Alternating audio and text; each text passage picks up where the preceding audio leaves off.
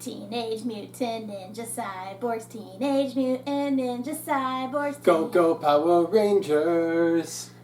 Whatever the theme of Ultron is. Mario Kart! Blue Tortoiseshell. Nah. Welcome back, fellow Nerf herders, to our Star Wars Plus live reaction show of the Book of Boba Fett, titled Mutiny on the Bounty. Hunter. Last time on our Chronicles of Tatooine / Mos Espa, we see Boba starting to acclimate his own army. Well, I say army. He now has a group of teenage cyborgs as his little personal biker gang.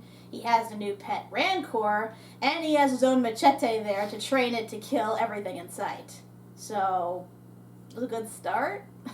Like, I thought people hated the first episode, but I think they hated the third one even more. Like, dear God, the friggin' hate lobbied against last episode, based purely on the teenagers alone. Like, holy shit. I think there was more than that. I think there was also the weak Wookiee fight. Yeah, the puss-out Wookiee fight, where you have a Wookiee who obviously is a badass, who you know would kill Boba in, like, 3 swings if he wanted to, gets taken down by his entourage, and then he just fucks off. Like, it's, like, you know, nothing happened. Not even that. He could have just drowned Boba. I mean, you can technically drown him back Yeah, there, but right? instead he grabs him and tosses him out of the chamber and gives him a chance to fight. Yeah, like, he could have, like, ripped out his breathing apparatus. He could have put poison in there. He could have, like, choked him through the glass. Like, there's so many ways he could have went about this better.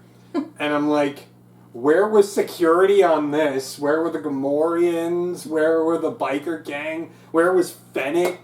They were all conveniently out to lunch. Yeah.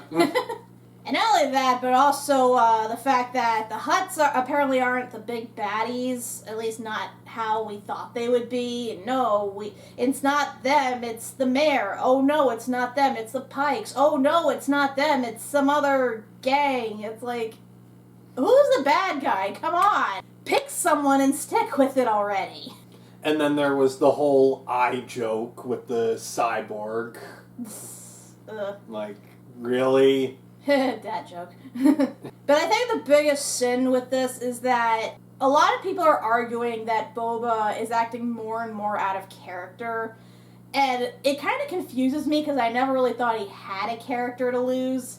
Because, again, we don't know anything of his personality in the original trilogy. We don't really know any of it in the prequel trilogy. And in terms of, like, the Clone Wars, like, we kind of get to know him a little bit, but he's mostly just an angry boy out for revenge, or he's just like a bounty hunter that's mostly heartless, but sometimes has a conscience.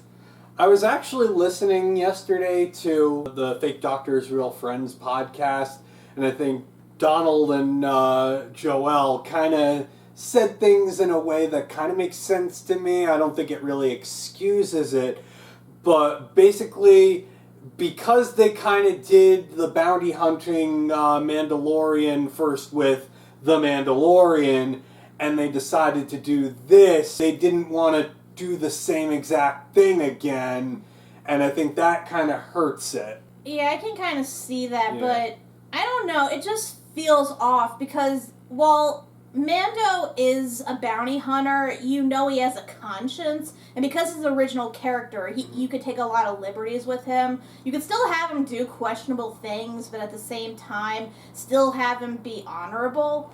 But with Boba, you have a ton of leeway to have him do some really bad shit, because he did bad shit before, both in the original trilogy, both in the Clone Wars. There's a lot of things they could have him do. And here he is in Tatooine. He can just go to town and do whatever he wants. But no, suddenly he has a conscience, and he wants to do everything by the book and respectfully and, you know, earn his way up the ranks. And I'm like, okay. It wouldn't be the worst thing in the world if you turn to the legacy material on Boba Fett to flesh out the character a little more, because honestly, this is not working out so well with trying to make him this honorable character we'll see where the other, remaining episodes take us. But right now, I'm just not feeling him as a character. Yeah, honestly, I'm not feeling this either. And I speak as someone who did not, look at Boba Fett with great reverence like a lot of fans do. Like, I really was indifferent to him. And yeah, I liked his appearance in Mandalorian. They did great with him there. But that was about it. Like, I went into this really with no expectations. And while I did like the aspect of him, trying to do everything sort of honorably, at the same time, when you see him in action, he's just really ineffective. It's like, what happened to the bounty hunter that was able to track Han Solo across galaxies, that, worked under Vader and then worked under Jabba, who watched as people got tossed into the Rancor pit and eaten without mercy? It's like, what happened to that Boba? I never liked him before, but suddenly I'm missing him. Like, what the hell? I mean, honestly, there's like a whole bunch of untapped material in terms of, like, between the Clone Wars and the rise of the Empire that you could draw back to instead of all the stuff that comes after he escapes from the Sarlaac pit. Yeah, but then again, they covered all that in the books already, and I guess because they covered the best material in the books, they obviously can't use it, because then they can't claim ownership over it, or at least claim that it was their ideas, so... Or maybe Bad Batch is looking to use him again, who knows. I think we've beat this dead horse enough. I think we need to just go and watch the remainder of the show. Like, again, I didn't mean to go on a rant about this. It's just, given what happened last episode, I'm kind of worried about this episode now. Because it has, like, the most generic, like, description. It just doesn't make sense. So I'm like, crap. Are we going to get another episode where basically nothing happens except he adds to his entourage of comrades? Like, okay, well, I guess that's all we can expect at this point, so let's get started and see who else Boba manages to make an alliance with, and see if maybe they can try to turn this around. So, play. Take it from an ex-bounty hunter. Don't work for skugholes. It's not worth it. Gee, I wonder if the Wookiee will come back. I guess they fixed the Bacta tank. How else are we gonna go into flashback mode? Last time, after the genocide. Desert rat.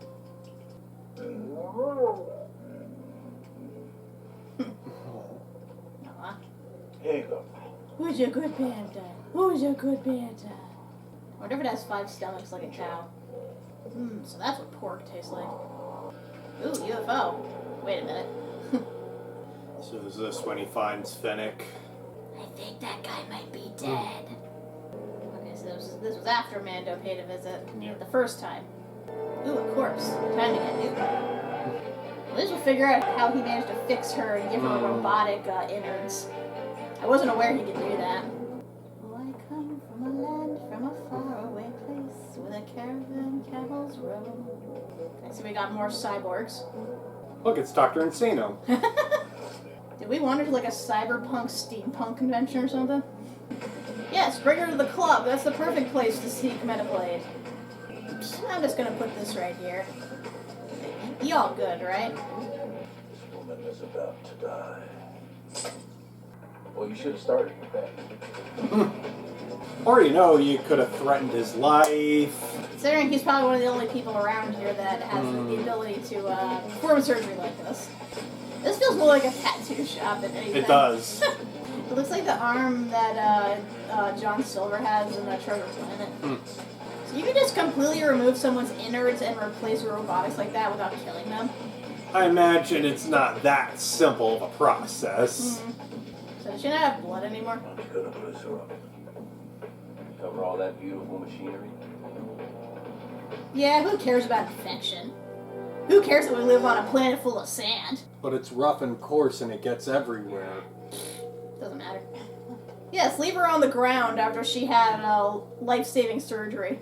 What happened? Why do I have a metallic taste in my mouth? I saved your life. Well, the doctor did too, but... I brought you to a mud parlor on the outskirts of Mos Eisley. I was the best I could do under the circumstances.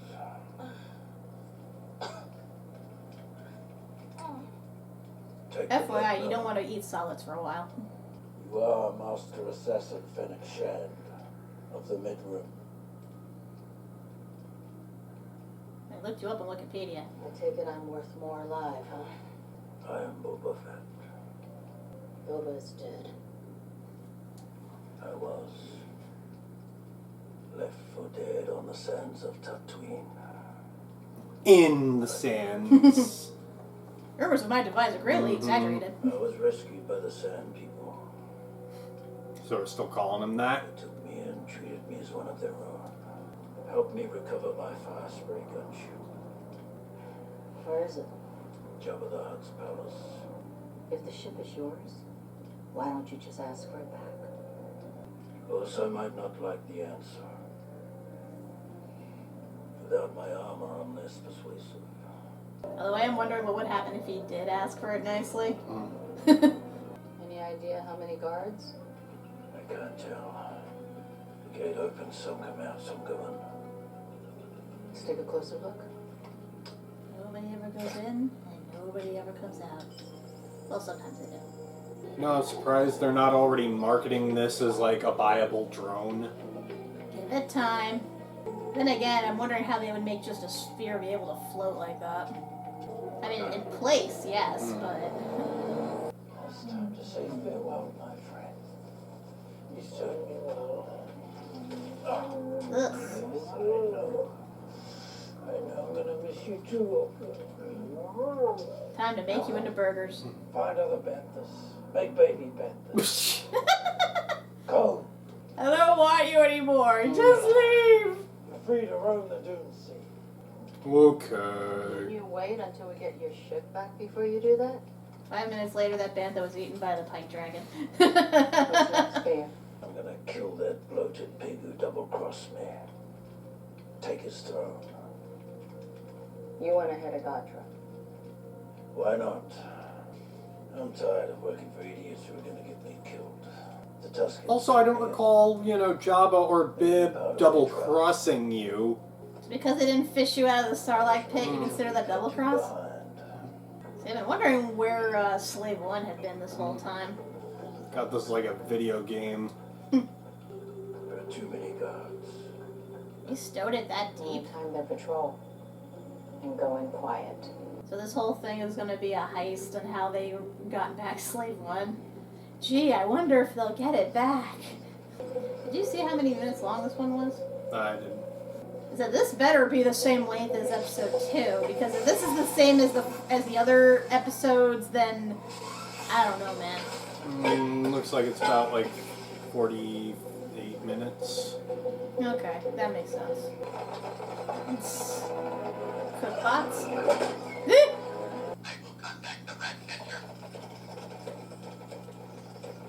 These are like the type of robots I'd see in like a Johnny 5 movie or something like that. I think the one that we're seeing right now was in Return of the Jedi. Giving R2 Oh, and shit. 3PO orders. Look at this thing with many knives. I cut you up good. I'm gonna start swinging like this, and if you get hit, it's your own fault. Did she seriously slit his throat? Alright, in the salad. Ugh. Now it's Consider him tossed. Let's get to Boo! Boo. He seriously using that thing as a guard? Looks like a duck. Now on sale. Avoid the noise. If you can't stand the heat, get out of the kitchen. Rascally wabbit. Who I am? I'm just a droid. I am Boba Fett. And suicide. Little bugger. Yes, you needed to intimidate a tiny ass droid. I really am surprised that thing is in one piece and they didn't like harvest it for parts. Well, there's no Jawas here, so. Not bad yourself. Yeah, this would have been dormant for what, 5 years? Most likely, yeah. Yeah, really lucky that thing still works. Oh jeez. You're good. You're good. You're good. You're good. Well, if we can't get a gate open, we'll make one. We'll just use the Kool-Aid Man method. Oh yeah! And I'm free. Now your debt is paid. Where would you like to be dropped? Where are you headed? I have a few scores to settle. I'll go for the ride. Where else is she supposed to go? She's a bounty hunter with a reputation. Yeah. Because when Boba went around killing other people that pissed him off before he finally met up with Mando. Pew, pew, pew. Yep. Done! Revenge! Die! Revenge! Well, that was quick. Okay, he got his vengeance. What now? Is he gonna kill the Sarlaac pit? Is he gonna blow it up? Hang on. So the debris of the yacht is still there? It's not like they really have an incentive to clean it up. Did the Jawas pick it clean? At least. Pit. That's where I'll find my armor. In there. No. It's dissolved. Not Beskar. He's right about that, but... Also, he doesn't remember wearing it when he climbed out. He was probably very delirious when he got out. Now remember, he passed out for a while. And the Jawas picked him off while he was out. Also, I really don't think you want to go that close to it, even if you are in a ship. I was gonna say, do a scan first before you get any closer to this thing. Can you imagine this thing just leaps out of the sand and tries to, like... This thing is supposedly, like, miles deep. Ah! Yep. This is what viewing a colonoscopy looks like. Oh, Sarlaac, it's time for your annual exam. Why would you design that to be so out of reach? Oh, is that the bomb? Is that the pulse bomb? Fire in the hole.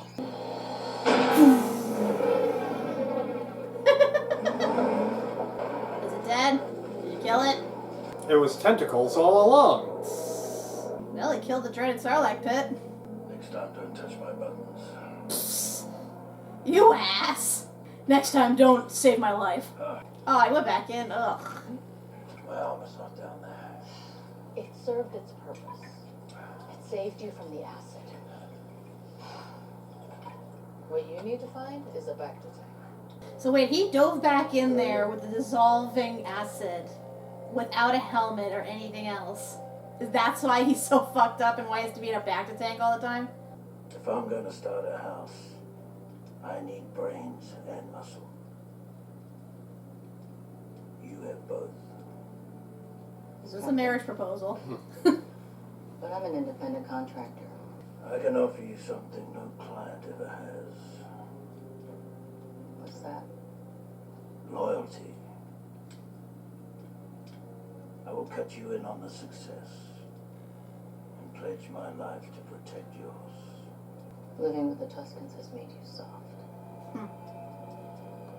Sure this isn't a marriage proposal? No, it's made I'll me give you half of strong. my life if you give me half of yours. Can only get so far without a tribe. So he's looking to start a family. Settle down. I love he just tosses the corpse over. It's my house now. Doof, doof. Yeah. Well, now that we're all caught up, because it's the end of the flashbacks. Congratulations, Master Fett. You are completely healed. Okay. I gotta say, the back does wonders for his skin. And it gave me abs.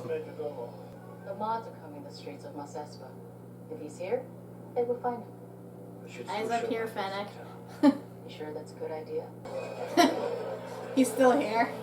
He's just chilling at the club. Now I'm wondering, can Wookiees get drunk? Wookiees are already incredibly violent creatures by nature, getting drunk. Lemmy's getting triggered just by watching these guys win. Bitch! I'm mad! Come get some! Security?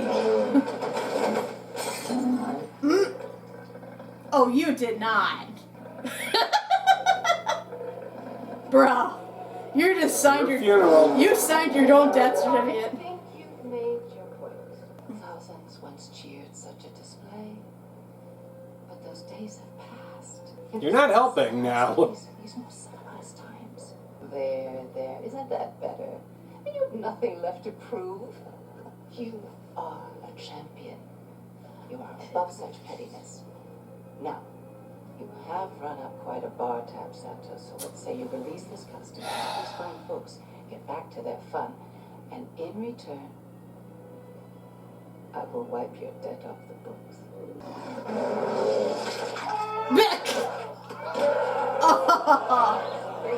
Well, we knew somebody had to lose a limb on this planet.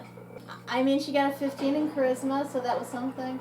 It was worth a shot. Get it, Max.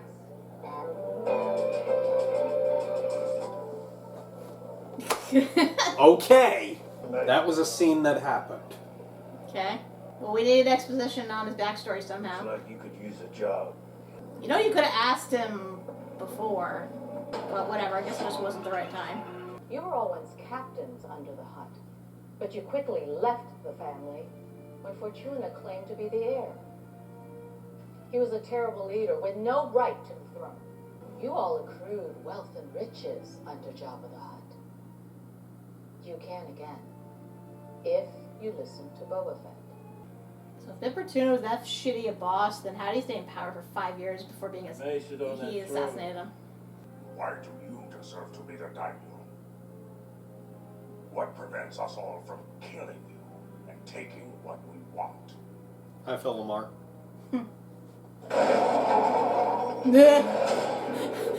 They're actually dining over the Rancor pit.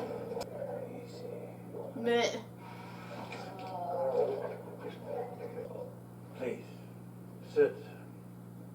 I'm proposing that all the families of Mos Espa join in a defensive alliance until the Pike Syndicate is vanquished. They have only challenged your territory. Why should we spill the blood of our ranks for a feud waged between you and the Pikes? He has a point. I will These are the fight Pikes we're these talking battles about. alone. I will vanquish these interlopers who threaten our planet. All I ask in return is that you remain neutral if the Pike Syndicate approaches you to betray me. Good luck with that. This will be acceptable. Also, how do they remain neutral if they're on his side? acceptable as well. I abide. The dude abides. How long do you think before one of them betrays him? Do you trust them?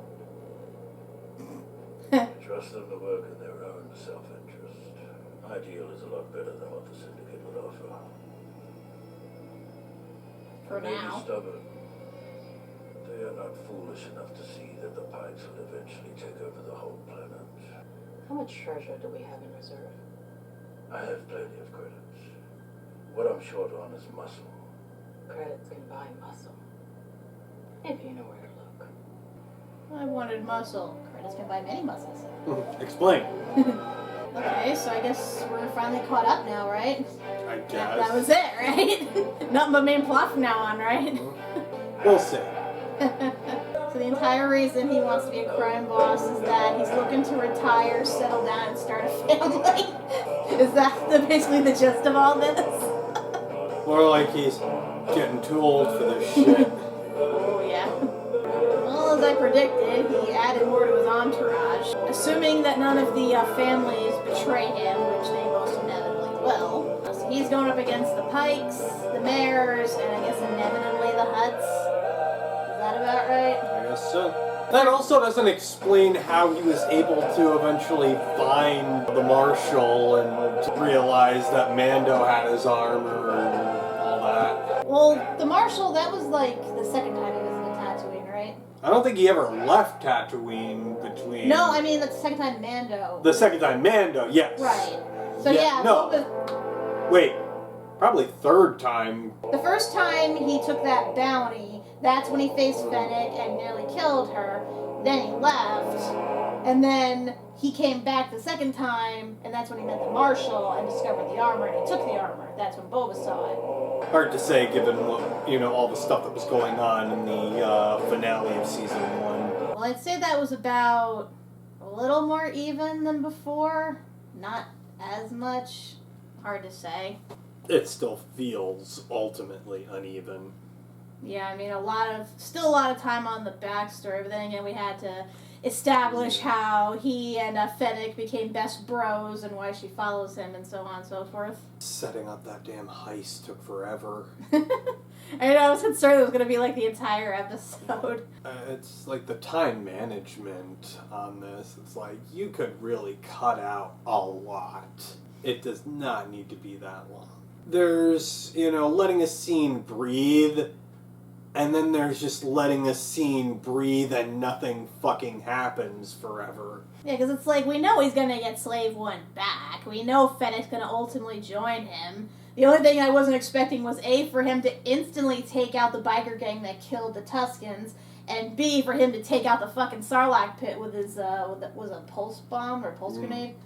But, Sonic cannon. Yeah. Like, those are only two surprises to me, but other than that, like you said, this could have been chopped out a lot, because we know this shit. We know what happens. Same thing with the whole thing with the Wookiee. He could have just offered him a job right out the bat once the Hutts left him to it.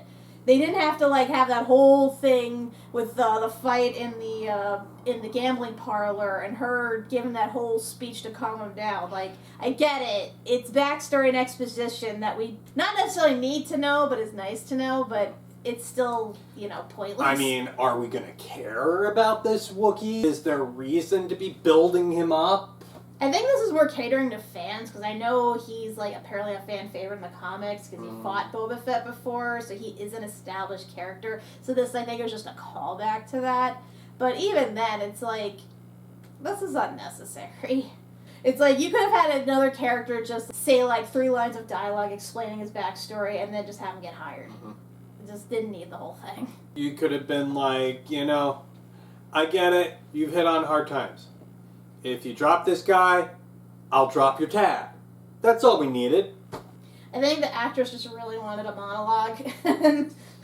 It's like, why would she care that much? I understand, wanting to break up the fight, but...